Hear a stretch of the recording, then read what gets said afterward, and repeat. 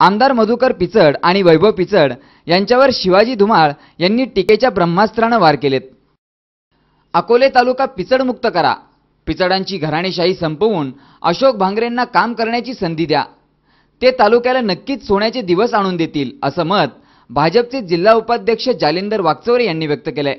या प्रसंगी ज्येष्ठ नेते दशरथराव सावंत, आरपीआयचे राज्य सचिव विजयराव वाकचौरे, वसंतराव मनकर, प्रकाश मालुंजकर, सुनीता भांगरे यांसह भाजपचे कार्यकर्ते तसेच असंख्य नागरिक मोठ्या संख्येने उपस्थित होते।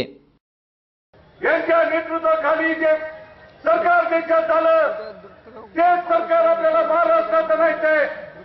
आपण बघतोय गेल्या 100 दिवसात काय कामं केली।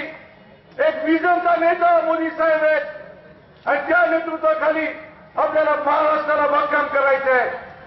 महाराष्ट्रात भाजप सरकार आणायचंय, त्यासाठी आपण सगळ्यांनी प्रयत्न केले पाहिजे।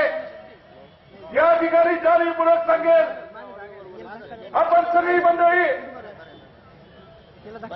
खूप प्रेम दिले, खूप साथ दिली, ही साथ शेवटपर्यंत आपल्याला टिकवायची आहे।